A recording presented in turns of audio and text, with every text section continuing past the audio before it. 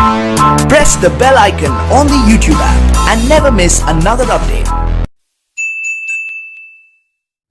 Hello दोस्तों, नमस्कार। मैं हूं प्रवीण कुमार और आप देख रहे हैं मेरा YouTube चैनल प्रवीण आरजे सोला। आज हम इस वीडियो में संस्कृत का मुख्य टॉपिक प्रयत्न या यत्न ये पढ़ेंगे। इस टॉपिक से संबंधित हर प्रतियोगी परीक्षा में सवाल पूछे जाते हैं, चाहे सेकंड ग्रेड हो, फर्स्ट ग्रेड हो, नेट हो, रीट हो, हर प्रतियोगी परीक्षा में इससे संबंधित सवाल आते हैं। इस वीडियो को हिंदी और संस्कृत दोनों सब्जेक्ट वाले देख सकते हैं। ठीक है, रही बात किस टॉपिक में आज पढ़ेंगे क्या, तो रोचक जानकारी के लिए बता दूं मैं आपको कि हम किसी भी वर्ण को बोलते हैं तो किसी वर्ण को तो हम बोलते समय ज्यादा समय लगाते हैं और किसी वर्ण को कम समय। इसकी क्या वजह है, तो संस्कृत में इस टॉपिक में आज हम पूरी जानकारी देंगे। इस वीडियो को आप स्किप ना करें, पूरा देखें, क्योंकि इसमें बीच बीच में मैं आपको ऐसी ट्रिक बताने वाला हूं जो कभी आपको YouTube पर किसी ने नहीं बताई होगी। ठीक है, एक एक वर्ण को आप तुरंत देखते ही पहचान पाओगे कि इस वर्ण में कौन सा प्रयत्न लगा हुआ है, अभ्यंतर है या बाह्य है, और बाह्य है तो कौन सा है। सारी जानकारी आपको इस वीडियो में दी जाएगी, तो वीडियो अंत तक देखें। धन्यवाद। हाँ, तो हम आ चुके हैं अपने वीडियो पर प्रयत्न या यत्न पढ़ने के लिए। इस वीडियो को आप अंत तक देखना। वीडियो बहुत ही सरल तरीके से मैंने बता रखा है इसमें, और चार्ट के माध्यम से, ट्रिक के माध्यम से सारी चीजें आपको बिल्कुल हल करवाऊंगा। तो वीडियो अंत तक देखिए। प्रयत्न या यत्न, इस नाम से ही आपको पता चल रहा होगा कि यत्न या प्रयत्न क्या है। यत्न करना, प्रयत्न करना, प्रयास करना या मेहनत करना, इस नाम के कई सारे अर्थ हैं। तो इस नाम से ही हम उसकी परिभाषा बनाने की कोशिश करते हैं। तो परिभाषा ये बनती है, क्या होती है कि वर्णों के उच्चारण में, वर्णों के उच्चारण में, यानी किसी भी वर्ण को बोलने में, ठीक है, किया जाने वाला, किया जाने वाला प्रयास या प्रयत्न, ठीक है, विशेष प्रयास, प्रयास यत्न या प्रयत्न कहलाता है। प्रयत्न कहलाता है। आई बात समझ में? देखो, वर्णों के उच्चारण में किया जाने वाला विशेष प्रयास प्रयत्न कहलाता है।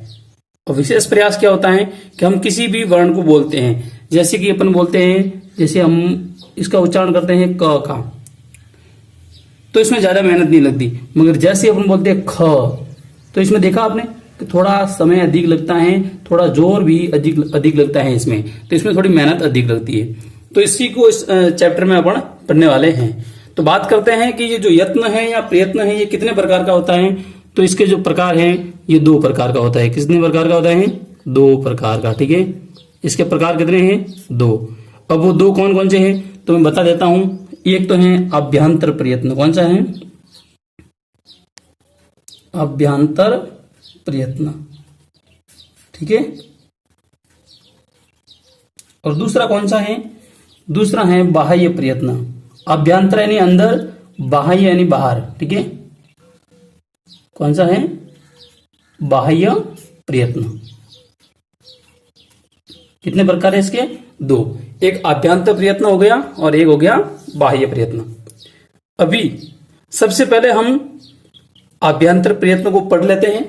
ठीक है, तो अभ्यंतर प्रयत्न किसे कहते हैं इसकी अपन एक बार परिभाषा देखते हैं। अभ्यंतर, तो इसकी परिभाषा अपन देख लेते हैं यहां पर कि वर्ण के उच्चारण से पूर्व, यानी किसी भी वर्ण को बोलने से पहले किया जाने वाला अभ्यास। ठीक है, तो लिखेंगे वर्ण के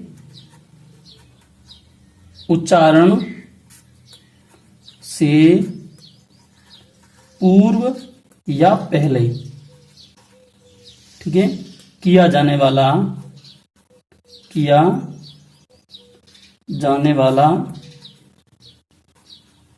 प्रयास। आई बात समझ में? किसी भी वर्ण को बोलने से पहले जो प्रयास करते हैं वो क्या कहलाता है? आभ्यंतर प्रयत्न। अब आभ्यंतर प्रयत्न होते कितने प्रकार का है? तो ये जो प्रकार हैं इसके आभ्यंतर प्रयत्न के वो अलग अलग है। ये 5 प्रकार का होता है। तो अपन यहाँ प्रत्येक प्रकार को अलग अलग डिफाइन करके मैं आपको बताने की कोशिश कर रहा हूं। ठीक है, तो अभी हम जो कर रहे हैं वो आभ्यंतर प्रयत्न बता देता हूं मैं आपको। लिखते हैं आभ्यंतर प्रयत्न। ठीक है, प्रयत्न, आभ्यंतर प्रयत्न। अब ये 5 प्रकार का हो रहा है। तो इसके जो प्रकार कितने हैं? 5। ठीक है, तो 5 प्रकार का कौन कौन सा होता है तो मैं बता देता हूं आपको। जो इसका पहला प्रकार है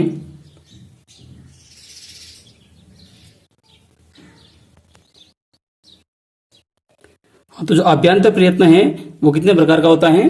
5 प्रकार का। अब 5 प्रकार कौन कौन से हैं ये मैंने लिख दिए हैं। एक तो है स्पृष्ट, एक है ईषद स्पृष्ट, एक है ईषद विवृत और एक है विवृत, और 5वां जो है वो है संवृत। अब इसमें अलग अलग कौन कौन से वर्ण आते हैं वो अपन बताने की मैं कोशिश कर रहा हूं। तो स्पृष्ट, इस नाम से आपको पता चल रहा होगा कि स्पृष्ट का मतलब ये कह रहा है कि स्पर्श वर्ण। कौन से वर्ण? स्पर्श वर्ण। और स्पर्श वर्ण, अब वर्णमाला के बारे में मैं इस वीडियो में ज्यादा नहीं बताऊंगा क्योंकि ये वीडियो लंबा हो जाएगा, इसलिए आप मेरा पिछला वीडियो देख सकते हैं डिस्क्रिप्शन में जाकर, तो वहां आपको पूरी जानकारी मिलेगी वर्णमाला के बारे में। स्पर्श कौन से हैं और ये जो अंतस्थ कौन से हैं, ऊष्म कौन से हैं, ये सारी जानकारी आपको वहां पर मिलेगी। कितने स्वर है, कितने व्यंजन है, वो सारी जानकारी आपको उस वीडियो में दी जाएगी। तो आप वो वीडियो आप देख सकते हैं डिस्क्रिप्शन में जाके। तो स्पष्ट का मतलब होता है स्पर्श वर्ण। कौन से वर्ण? स्पर्श वर्ण। कौन से? स्पर्श वर्ण। ठीक है, स्पर्श वर्ण का मतलब होता है जो स्पर्श होकर बाहर निकले वो, या फिर उसको बोलेंगे उदित वर्ण। कौन से? उदित वर्ण। ठीक है, अब ये उदित वर्ण क्या होते हैं तो मैंने पिछले वीडियो में बता रखा है कि जो प्रत्येक वर्ग का जो पहला अक्षर है, कौन सा? प्रत्येक वर्ग का जो पहला अक्षर है उसके नाम से, जैसे कि इसका जो सूत्र भी है वो मैं यहां लिख देता हूं। ये है कु, चू, टू, तू, पू, एते, उदिता। ठीक है, ये इसका सूत्र भी है। कुचू टू तुपु एते उदिता है। तो कहने का मतलब कु का मतलब है पूरा क वर्ग, चू का मतलब च वर्ग, टू का मतलब ट वर्ग, तू का मतलब त वर्ग और पू का मतलब प वर्ग। तो ये जितने भी वर्ग हैं वो 5 वर्ग ये उदित कहलाते हैं। क्या कहलाते हैं? उदित।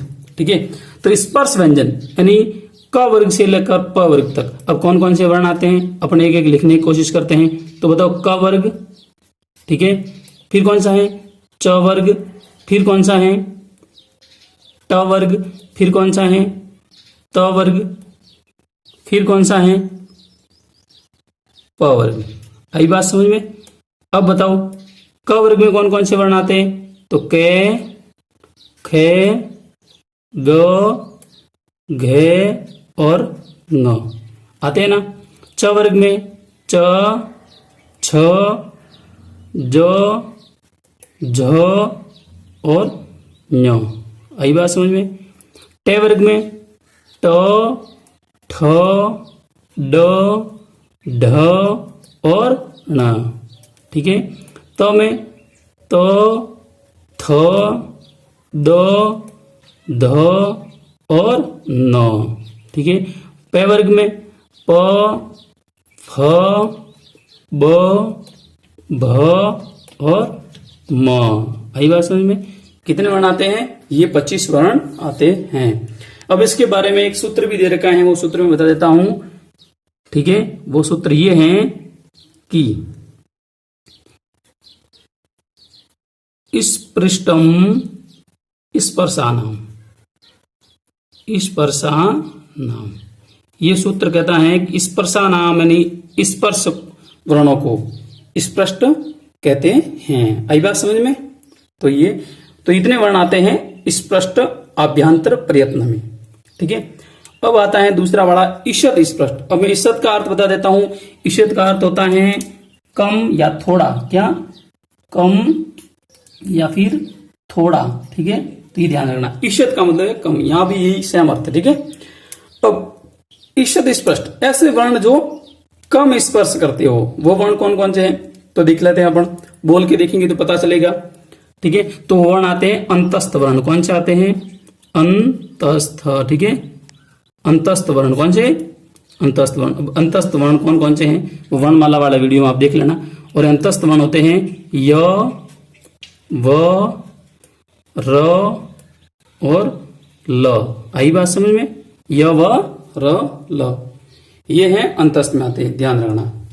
आप अगर पहला याद रखोगे तो ये ऑटोमेटिक याद हो जाएगा, ठीक है। इसका जो सूत्र है वो है, मैं लिख देता हूं, ये है ईशत स्पृष्टम, ईशत स्पृष्टम अंतस्थानाम, अंतस्थानाम, ठीक है। ईशत स्पृष्टम अंतस्थानाम, ठीक है। ये कह रहा है कि अंतस्थ वर्ण है उसको क्या कहेंगे, ईशत स्पृष्ट कहेंगे, ठीक है। अब बात करते हैं तीसरे वाले की। तीसरा वाला जो है वो है ईषद विवृत, ठीक है। अब देखो वर्णमाला में जो महेश्वर सूत्र जो हमने पढ़ाए थे उसमें 33 व्यंजन बता रखे थे। अब 33 व्यंजन थे तो इसमें देख लो 25 आ गए और ये आगे 4 आ गए, 25 और 4 29 आ गए, ठीक है। अब पीछे कितने बचे, 4 वर्ण बचे, ठीक है, 4 व्यंजन बचे। तो बताओ व्यंजन 4 बचे वो कौन कौन से, वो इसमें आ जाएंगे। तो कहते हैं कि ईषद विवृत में कौन से वर्ण आते हैं, ऊष्म वर्ण, ठीक है। कौन से, ऊष्म वर्ण। और ऊष्म वर्ण वो होते हैं जिनको अपन बोलते हैं तो मुंह से हमारे गर्म हवा आती है। तो बताओ कौन कौन से ऊष्म वर्ण है, तो वे हैं श, श, स और ह। ये जो वर्ण है हमारे वो कौन से हैं, ऊष्म वर्ण, ये ऊष्म वर्ण में गिने जाते हैं। इसका भी इन्होंने सूत्र दे रखा है और वो सूत्र है ईषद विवृत, ईषद विवृत ऊष्माणाम, ठीक है, ऊष्माणाम। ये कहते हैं कि जो ऊष्म व्यंजन है उनका जो प्रयत्न है वो कौन सा है, ईषद विवृत, ठीक है। अब देखो व्यंजन पूरे हो चुके 33, 25 और 3 29 और 3 25 और 3 व्यंजन हो चुके हैं पूरे 33, 25 और 4 29 और 4 33। अब बचे क्या है, स्वर। तो आपने देखा कि अभ्यंतर प्रयत्न में जो है 3 अभ्यंतर प्रयत्न किसके हैं, केवल व्यंजनों के। अब 2 आएंगे वो केवल स्वर के हैं। अब बताओ महेश्वर सूत्राणी में जो मैंने जो व्यंजन स्वर बताए वो कितने हैं, वो 9 स्वर है। वो 9 स्वर यहां लिख देते हैं। विवृत में सारे स्वर आएंगे, क्या आएंगे, सारे स्वर, ठीक है, सभी स्वर, ठीक है, सभी स्वर आ जाएंगे, ठीक है। अब सभी स्वर में देख लो आप कौन कौन से हैं, अ, ई, उ, री, लृ, ए, आई, ओ और औ। आई बात समझ में। तो ये जो सारे स्वर हैं वो किसमें आएंगे, विवृत में। तो इसका भी सूत्र है, वो सूत्र ये है विवृतम स्वराणाम, क्या है, विवृतम स्वराणाम, ठीक है, स्वराणाम। आई बात समझ में, विवृतम स्वराणाम, ठीक है। तो देखा आपने व्यंजन के आ चुके हैं, स्वर के आ चुके, तो संवृत ये थोड़ा अलग है। अब कहीं कहीं ये अभ्यंतर प्रयत्न 4 भी बता रखे हैं, मगर आज अपना जो पढ़ रहे हैं इसमें 5 पढ़ रहे हैं, ठीक है। ये सटीक जानकारी बिल्कुल ही, ठीक है। अब संवृत जो है, संवृत में कौन कौन से आते हैं, तो कहते हैं कि संवृत में वो आएगा केवल ऋस्वाकार, क्या आएगा, केवल ऋस्वाकार, ऋस्वाकार, ठीक है। अब इसका मतलब भी मैं आपको बताता हूं, केवल ऋस्वाकार का मतलब क्या होता है, ठीक है। ये कहता है कि केवल ऋस्वाकार आएगा तो उसको अपन क्या मानेंगे, स्वर, सॉरी संवृत मानेंगे, ठीक है। अब केवल ऋस्वाकार का कहने का मतलब है कि मैं आपको इसको बता देता हूं थोड़ा अलग करके। वो ये है कि अगर लौकिक व्यवहार में होता है, किसमें, लौकिक व्यवहार में, क्या है, लौकिक व्यवहार में, अगर ये लौकिक व्यवहार में अगर किसी नाम में अगर अ आ रहा है, केवल अ, इसमें आ की बात नहीं की है, केवल अ, अगर ये नाम में आ रहा है, किसी नाम में लौकिक प्रयोग में आ रहा है, तो ये क्या कहला जाएगा, लौकिक व्यवहार में क्या जाएगा, ये संवृत होगा। क्या होगा, संवृत। ठीक है। मगर दूसरा इसका व्यू ये है कि अगर ये व्याकरण की प्रक्रिया में है, क्या है, व्याकरण की प्रक्रिया में, ठीक है, व्याकरण प्रक्रिया में। व्याकरण प्रक्रिया से तात्पर्य क्या है, क्योंकि अपन जब संधि वगैरह करेंगे तो केवल अ का प्रयोग करेंगे तो वो व्याकरण की प्रक्रिया में आ जाएगा, वो स्वर गिना जाएगा। ठीक है, इसलिए स्वर किसमें आएंगे, विवृत में। तो व्याकरण प्रक्रिया में वो कहां आएगा, विवृत में। कहां आएगा, विवृत में। आगे बात समझ में, व्याकरण प्रक्रिया में कहां आएगा, विवृत में। अब कुल मिला के बात यह है, आप नोट लगाकर लिख लो, प्रत्येक वर्ण, ठीक है, प्रत्येक जो वर्ण है, मैंने बता भी दी पहले बात, तो प्रत्येक वर्ण चाहे वो स्वर हो चाहे व्यंजन हो, ठीक है, स्वर हो चाहे व्यंजन हो, प्रत्येक वर्ण का जो अभ्यंतर प्रयत्न है, ठीक है, प्रत्येक वर्ण का अभ्यंतर प्रयत्न कितना होता है, अभ्यंतर प्रयत्न कितने होते हैं, प्रत्येक वर्ग के, प्रत्येक वर्ण के अभ्यंतर प्रयत्न कितने होते हैं, एक होते हैं। कितने हैं, एक। देखा आपने, एक भी वर्ण ऐसा नहीं है जो किसी दूसरे में आया हो। तो प्रत्येक जो वर्ण है, चाहे वो स्वर हो चाहे व्यंजन हो, उसका अभ्यंतर प्रयत्न कितना होता है, एक होता है। ठीक है। बात की जाए अगर सामान्य आकार आ जाए, क्या है, सामान्य आकार, यानी सामान्य आकार, सामान्य आपको अ का कोई पूछ ले, ठीक है, अकार। अब जैसे मान लो ये मैंने अ लिख दिया, तो सामान्य ये हो गए, सामान्य स्वर गिना जा रहा है। और स्वर किसमें आएंगे, तो आपको इसमें कंफ्यूज होने की जरूरत नहीं है, परीक्षा में ज्यादा से ज्यादा कंफ्यूजन वाला सवाल रहता है ये। तो सामान्य आकार है वो किसमें गिना जाएगा, वो गिना जाएगा विवृत में, क्योंकि ये अभी अपन जो सामान्य आकार गिन रहे हैं ना, वो क्या है, स्वर हैं, और स्वर किसमें आते हैं, विवृत में। आई बात समझ में। ये कहता है कि लौकिक प्रयोग में, किसमें, लौकिक प्रयोग में। अब लौकिक प्रयोग का मतलब क्या होता है, किसी नाम में अ आ जाना, कोई वहां पर प्रक्रिया नहीं हो। तो लौकिक प्रयोग में जो आकार हैं उसका जो क्या करेंगे, तो वो उसको उसमें अपन डाल देंगे संवृत में। किसमें डालेंगे, संवृत में। और यही अगर व्याकरण की प्रक्रिया है, किसकी, व्याकरण में कोई काम कर रहे हैं, ठीक है, व्याकरण प्रक्रिया, और व्याकरण प्रक्रिया में जो अ का प्रयोग आ जाए तो क्या करेंगे, उसको विवृत मानना पड़ेगा। क्या मानना पड़ेगा, विवृत। आई बात समझ में। एक बार मैं उसको फिर रिवीजन कर देता हूं कि यत्न और प्रयत्न एक ही नाम है, ठीक है, वर्णों के उच्चारण किए जाने वाले,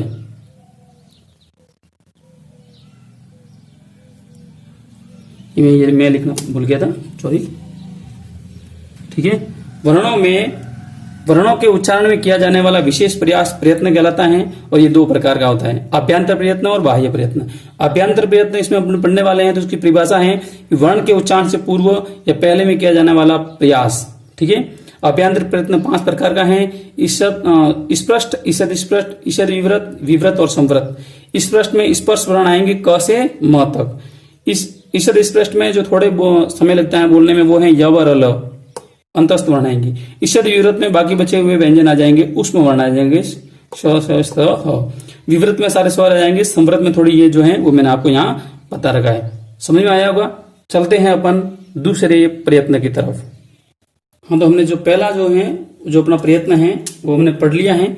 पहला का क्या नाम था, अभ्यंतर प्रयत्न, ठीक है। और दूसरा जो अपन प्रयत्न जो पढ़ने जा रहे हैं उसका नाम है बाह्य प्रयत्न। क्या नाम है, बाह्य प्रयत्न, ठीक है, बाह्य प्रयत्न, ठीक है। इसकी जो परिभाषा है वो परिभाषा ये है कि वर्ण के उच्चारण के पश्चात, वो वर्ण से पहले, तो ये वर्ण के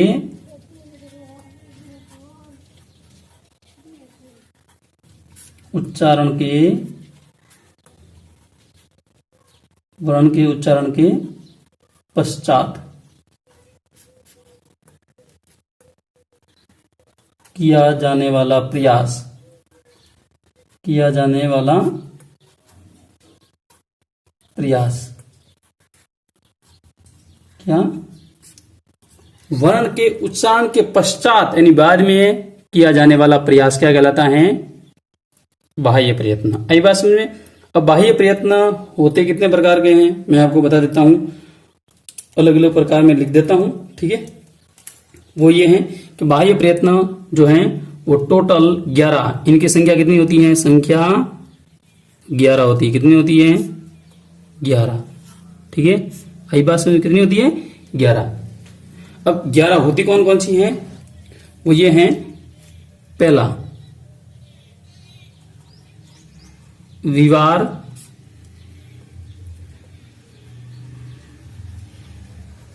संवार, श्वास, नाद, घोष,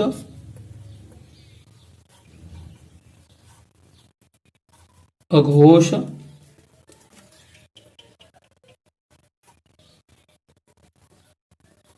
अल्प प्राण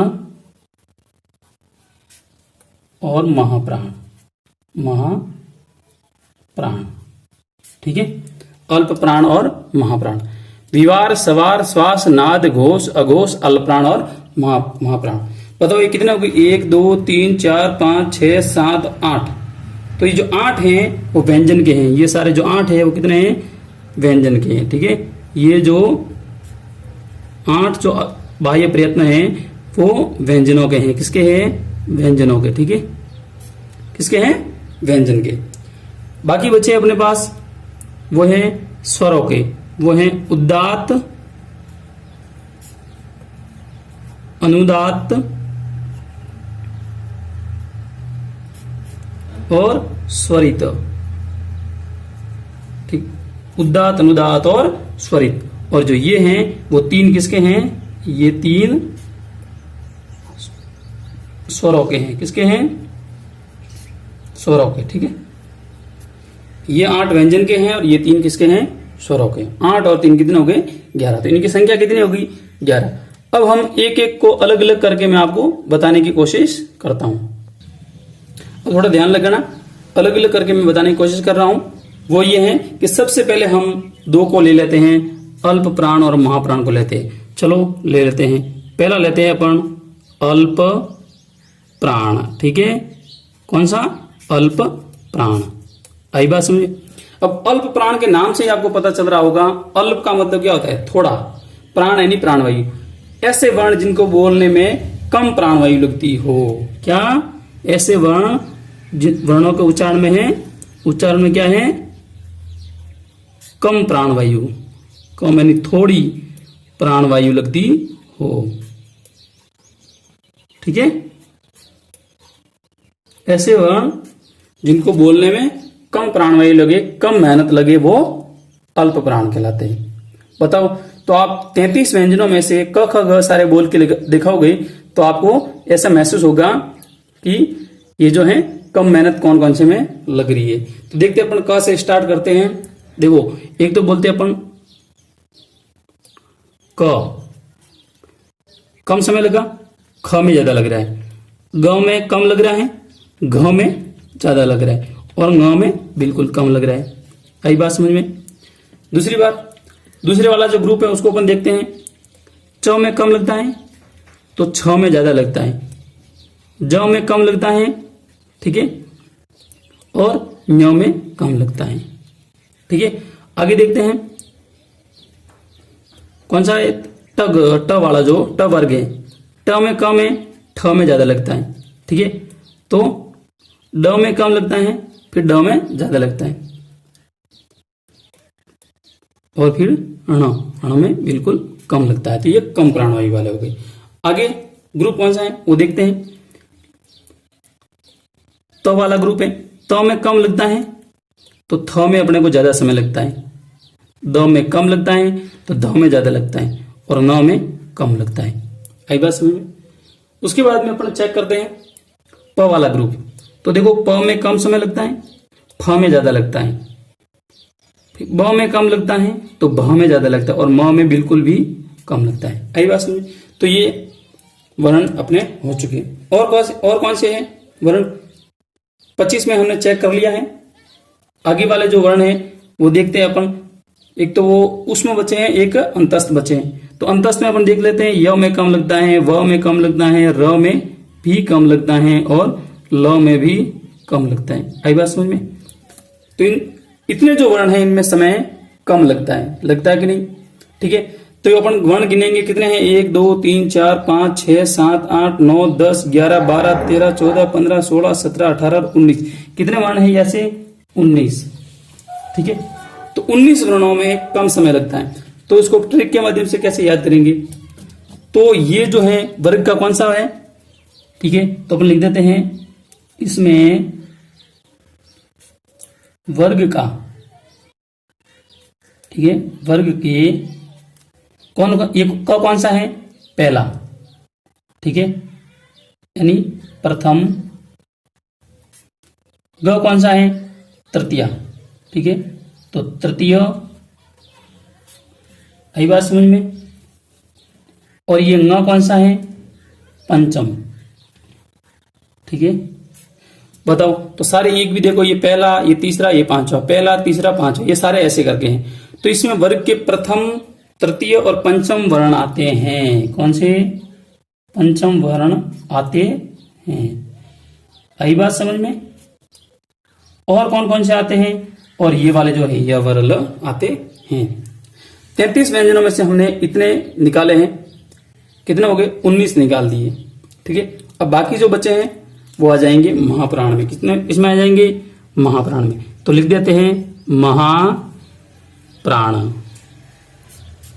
अब नाम को देखते ही आप उसकी परिभाषा तय कर सकते हो। महाप्राण का मतलब क्या होता है? महा का मतलब होता है बड़ा, प्राण का मतलब होता है प्राणवायु। ऐसे वर्ण जिनको बोलने में प्राणवायु अधिक लगे। ठीक है, क्या है? उच्चारण करने में या उच्चारण में अधिक प्राणवायु लगे, ज्यादा प्राणवायु लगे, ज्यादा मेहनत लगे। ठीक है,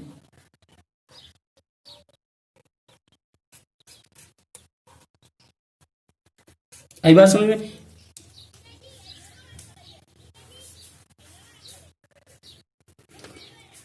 ऐसे वर्ण जो उच्चारण में अधिक प्राणवायु लगे वो महाप्राण में आते हैं। तो बताओ, इसमें हमने जब भी बोले थे तो अधिक प्राणवायु किसमें लगी थी? तो देखो, क में कम लगती थी तो ख में ज्यादा, ग में कम तो घ में ज्यादा। आई बात समझ में? फिर च में कम लगती थी तो इस वाले छ में ज्यादा लगती थी। ज में कम लगती थी तो इस वाले झ से झंडा वाले में ज्यादा लगती थी। फिर इसमें अपन ट की बात करते तो ट में कम लगती थी तो ठ में ज्यादा लगती है। फिर ड में कम लगती थी तो ढ में ज्यादा लगती है। ठीक है, उसके बाद में त में कम है तो थ में अपने को ज्यादा समय लगता है। ठीक है, द में कम लग रहा है तो ध में ज्यादा समय लग रहा है। आई बात समझ में? और भी देखो, प में कम है तो फ में ज्यादा समय लग रहा है, ब में कम है तो भ में ज्यादा समय लग रहा है। आई बात समझ में? तो देखो, ये सारे ये व्यंजन और ये व्यंजन। ठीक है, ये 25 स्पर्श व्यंजन सारे आ चुके हैं और 4 ये आ चुके हैं। ठीक है, तो बाकी कौन बचे हैं? जो उष्म व्यंजन बचे हैं तो वो भी इसमें ही आते हैं। ठीक है, तो उष्म व्यंजन कौन कौन से हैं? श, स और ह। अब तय करते हैं इसकी ट्रिक के माध्यम से बात करने की। तो ट्रिक देख लो कैसे होगी कि इसमें देखो, आपने देखा कि इसमें कौन कौन से व्यंजन आ रहे हैं। ये वर्ग का कौन सा अक्षर है? कौन सा वर्ण है वर्ग का? तो देखो, इसमें वर्ग का या वर्ग की कौन सा वर्ण है? दूसरा है ना, तो लिख दो यहां पर द्वितीय। ये कौन सा है? चतुर्थ। ठीक है, चौथा है ना, तो चतुर्थ वर्ण आते हैं, वर्ण आते हैं। और कौन से आते हैं? ये वाले। आई बात समझ में? तो बताओ इसमें कितने वर्ण हो गए? गिन लो आप। 14 वर्ण होने चाहिए। 1 2 3 4 5 6 7 8 9 10 11 12 13 और 14। तो बताओ इसमें कितने वर्ण होते हैं? 14। 14 और 19 कितने हो गए? बताओ। 33 होते हैं ना, तो 33 व्यंजन हो चुके अपने पूरे। अल्पप्राण और महाप्राण में 33 व्यंजनों को हमने बांट दिया है। आई बात समझ में? अब देखते हैं, ठीक है। अब हमने बात करें तो हमारा ये जो अल्पप्राण और महाप्राण हो गया है, ये हमारे स्वरों के हैं तो उनको अलग से पढ़ेंगे। अब बच्चे अपने पास छह हैं और 6 को अपन 3-3 ग्रुप में बना के पढ़ते हैं। ये पढ़ना इसी हमारे लिए सरल होगा। अलग अलग करेंगे थोड़ा हार्ड सिस्टम बन जाएगा, आपको समझ में नहीं आएगा, इसलिए अलग अलग ग्रुप बना के पढ़ते हैं। तो हमने जो ग्रुप बनाया है वो ग्रुप ये हैं। पहले मैं 3 को ले लेता हूं अलग। ये दोनों में अपने 33 व्यंजन पूरे बांट दिए। कितने व्यंजन? 33। अब 33 व्यंजनों को अपन इन 6 में भी बांटना पड़ेगा, तो बांटते हैं। देखिए पहला जो अपना ग्रुप है वो मैं ले लेता हूं अघोष। कौन सा? अघोष और विवार और श्वास, ठीक है, श्वास। ये मैंने अलग ग्रुप अपने बना लिया। अब इसमें कौन कौन से आते हैं देखते हैं। अघोष, विवार और श्वास, ठीक है। अब इसमें जो वर्ण आते हैं वो मैं आपको बताता हूं। अब देखो इसमें वर्ग के मैं लिख देता हूं। इसमें वर्ग आप जानते हो, क वर्ग, च वर्ग वगैरह। वर्ग के प्रथम यानी पहला, ठीक है, और द्वितीय वर्ण आते हैं, ठीक है, और द्वितीय वर्ण आते हैं। और कौन से आते हैं? तो और इन्होंने बोला है, ये बोले इन्होंने श, स और ह, ये इसमें वर्ण आते हैं। आई बात समझ में? तो अब इनको अपने याद कैसे करेंगे? तो याद करने की मेरे पास एक सरल ट्रिक है और वो मैं ट्रिक आपके सामने बताना चाहता हूं, और वो ट्रिक ये है, ठीक है। अब इसको आप याद कर लोगे, ठीक है, क्योंकि इसको याद करने में तो अपने पास ट्रिक की कोई जरूरत नहीं है। कम समय लगे तो अल्पप्राण है, ज्यादा समय लगे तो महाप्राण है। अपन ऐसे भी अपन उत्तर दे सकते हैं, मगर इनमें थोड़ी समस्या है। इन 6 वाले में जो पढ़ेंगे ना, इनमें थोड़ी समस्या है। तो 6 वाले में अपन 3 का हो जाएगा, तो बाकी बचे हुए ऑटोमेटिक तीसरे में आ जाएंगे, ठीक है। तो अपने पास जो ट्रिक है वो ट्रिक बताता हूं। मेरा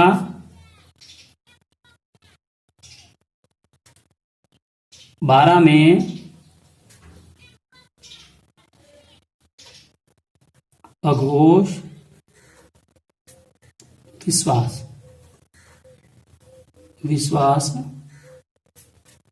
है। ये मेरी जो है अपनी जो है वो ट्रिक है, ठीक है। ये अपनी जो है ट्रिक है, वो ट्रिक है मेरा 12 में अघोष विश्वास है। इस ट्रिक को मैं आपको अलग अलग करके बताता हूं कि इसका तात्पर्य क्या है। तो इसका तात्पर्य ये है, ठीक है। अब अलग अलग करते हैं अपन। देखो मेरा, इसका कोई मतलब नहीं है, जिसका मतलब है वो बता देता हूं। इसका मतलब होता है प्रथम वर्ण। किसका? वर्ग का प्रथम वर्ण। किसका? कौन सा वर्ण? प्रथम। इसका है वो है वर्ग का द्वितीय वर्ण। कौन सा वर्ण? द्वितीय वर्ण, ठीक है। अब इनका वर्ग का प्रथम और द्वितीय वर्ण इनमें आपको लिखना है, ठीक है। अब इसमें आप ये गिनो, तो ये कौन सा? ये श वाला, ये श, ठीक है। फिर ये स ले लो आप, ये शंकर वाला, और ये ले लो आप, ये सड़क वाला, ठीक है। तो ये जो तीनों सकार हैं वो आएंगे इसमें। आई बात समझ में? और इन तीनों का नाम भी इसमें ही है, लिखा है ना। ये हो गया अघोष, लाल से कर देता हूं। ये हो गया अघोष, ये होगा वी से विवार, और ये होगा श्वास। आई बात समझ में? इन तीनों का नाम भी इसमें ही है और इसके वर्ण भी इसमें ही है। पहला दूसरा वर्ण तीनों सकार इसमें आएंगे। आई बात समझिए? बाकी किसी का कोई मतलब नहीं है, ठीक है। आई बात समझिए? अब देखते हैं वर्ग का प्रथम और द्वितीय वर्ण कौन कौन सा है। बताओ कौन कौन सा है वर्ग का प्रथम और द्वितीय वर्ण? देखो ट्राई करो, हमने यहां लिखे थे, ठीक है। प्रथम कौन सा है प्रत्येक वर्ग का? तो लिखेंगे क, च, ट, त और प। आई बात समझ में? क, च, ट, त, प। ठीक है, अब द्वितीय वर्ण कौन सा है? देखो ख, छ, ठीक है, यहां देख लो आप ठ, फिर आएगा थ और फिर आएगा फ। ये प्रथम और द्वितीय वर्ण आ चुके। और कौन से हैं? तीनों सकार। तो तीनों सकार भी यहां आप लिख लो। ठीक है, तो बताओ आया ना समझ में? इन तीनों में कौन से वर्ण आते हैं? ये सारे वर्ण आते हैं। आई बात समझ में? अब हमने यहां तक पढ़ लिया है, अल्पप्राण महाप्राण हो चुका है। ठीक है, और कौन सा हो गया अपना? अघोष हो चुका है। और कौन सा हो गया है? श्वास हो चुका है। और कौन सा है? अपना जो है विवार हो चुका है। तो बाकी कौन से बचे हैं? संवार, नाद और घोष, यही बचे हैं ना। चलो बाकी जितने भी बचे हुए जो व्यंजन हैं वो इसमें आएंगे। आई बात समझ में? चलो देखते हैं। हाँ, तो हमने यहां तक कि अपना जो विवार है वो पढ़ लिया है। और कौन सा पढ़ा है? श्वास जो है पढ़ लिया है, और अघोष पढ़ लिया, अल्पप्राण और महाप्राण पढ़ लिए। अभी ये जितने ये जो बचे हैं ये तो स्वरों के हैं, वो अलग से पढ़ने हैं। अभी अपने पास बचे हैं एक तो संवार, एक नाद और एक घोष, ये अपने पढ़ने हैं। चलो इतने जो व्यंजन बचे थे उसके बाद में जो तीन पढ़ने के बाद में जो अपना जो पढ़ा था अपने अघोष, विवार और श्वास, जिसमें मेरा 12 में अघोष विश्वास का जो ट्रिक बताई थी मैंने, उसमें पहला और दूसरा आ गया था और तीनों सकार आ चुके थे। तो बाकी जितने भी व्यंजन बचते हैं वो किसमें आएंगे? इन तीनों में। अब इन तीनों का अपन नाम लिख देते हैं। और वो तीन कौन कौन से हैं? वो हैं, एक तो है संवार, और कौन सा है? नाद, और कौन सा है? घोष। आई बात समझ में? तो इन तीनों में वो बाकी सारे बचे हुए आ जाएंगे। तो इन तीनों में कौन से आएंगे? तो लिखा है इन्होंने वर्ग के, ठीक है, तृतीय, चतुर्थ और पंचम वर्ण। ठीक है, पंचम वर्ण। और क्या बचा था? वहां पर तीनों सकार आ चुके थे, मगर जो अपना है ह बचा हुआ था, तो लिखेंगे हकार। ठीक है, और क्या आएगा? और आएगा य, व, र और ल, ये बचे थे ना, तो ये सारे इसमें आ जाएंगे। आई बात समझ में? चलो देखते हैं कि वर्ग के चतुर्थ पंचम वर्ण कौन कौन से हैं। तृतीय, चतुर्थ, पंचम जो वर्ण है वो कौन कौन से हैं। तो वर्ग के तृतीय वर्ण कौन कौन से बताओ? क, ख, ग। ठीक है, फिर चौथा कौन सा है? बताओ चौथा कौन सा है? क, ख, ग, घ। ठीक है, फिर च, स, ज। ठीक है, फिर ज के बाद में बताओ कौन सा है? अच्छा, पंचम वर्ण। चलिए मैं शुरुआत से लिखता हूं। ग कौन कौन से हैं? ग तृतीय वर्ण हो गया। चतुर्थ कौन सा? इसी वर्ग का घ हो गया। और इसी वर्ग का पांचवा कौन सा है? न हो गया। ठीक है, उसके बाद में च वर्ग की बात करते हैं। तो च वर्ग का जो है तृतीय वर्ण है वो है ज हो गया। फिर कौन सा हो गया? ज हो गया और ञ हो गया। ठीक है, ञ। आगे बात करते हैं ट वर्ग वाले में। तो तृतीय वर्ण कौन सा है? ड हो गया। फिर हो गया अपना है वो जो ढ हो गया, और फिर बाद में हो गया ण हो गया।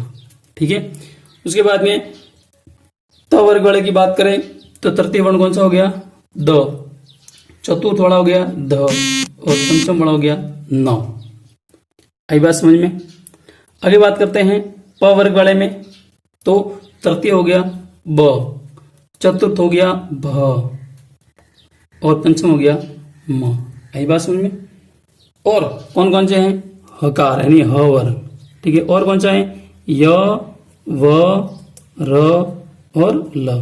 तो ये सारे जो वर्ण है वो इसमें आते हैं। तो आगे बात समझ में? अब अपना जो बचा है वो स्वरों वाला, व्यंजनों का जो मैटर है वो हमने यहाँ खत्म कर दिया है। स्वरों वाला बचा है उदात्त, अनुदात्त और स्वरित। ठीक है, अब उदात्त, अनुदात्त, जो स्वरित का जो मैटर है वो अपन यहां हल करने की कोशिश करते हैं।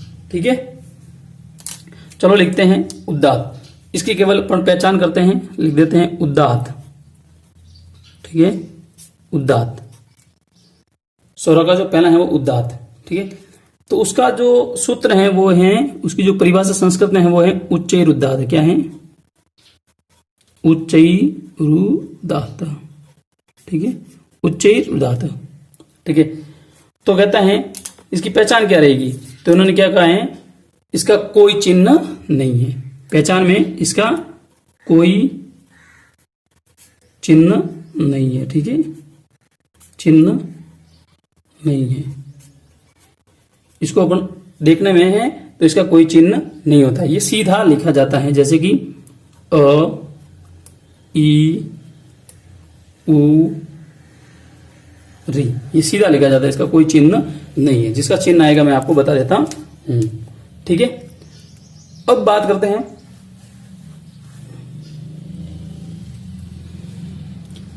कि उदात्त के बाद में दूसरा है अपना, वो है अनुदात्त। क्या है? अनुदात्त।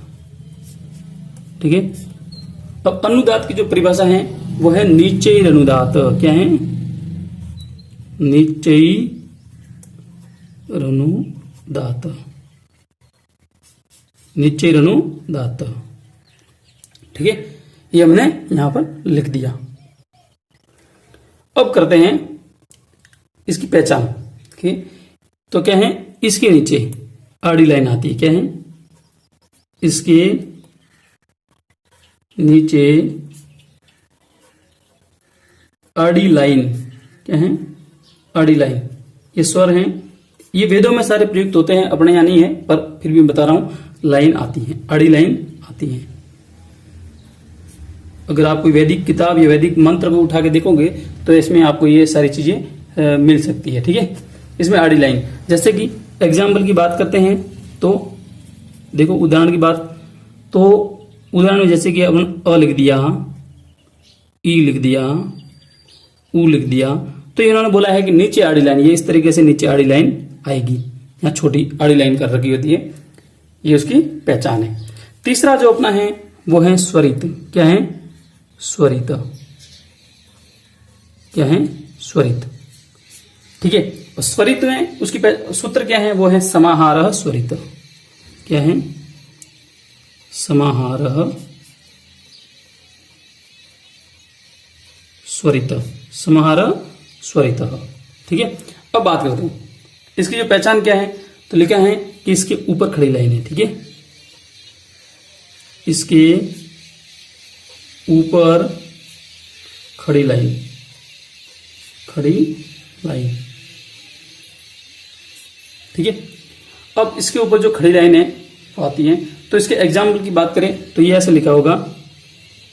ठीक है, जैसे अ लिख दिया, जैसे ई लिख दी, जैसे हमने उ लिख दिया, तो इसके ऊपर ऐसे लाइन आएगी छोटी सी। या आप वैदिक मंत्र को उठा के देखोगे तो आपको ये सारी जानकारी इसमें मिल सकती है। ठीक है,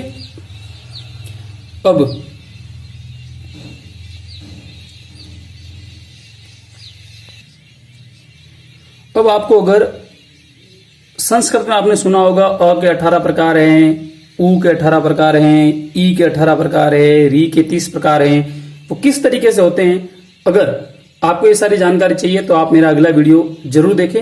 और ये वीडियो आपको अच्छा लगा है तो लाइक, शेयर एंड कमेंट करें, और मेरे यूट्यूब चैनल प्रवीण आरजे सोला को सब्सक्राइब करके मुझे बताएं कि मुझे आगे पढ़ाना है कि नहीं। धन्यवाद।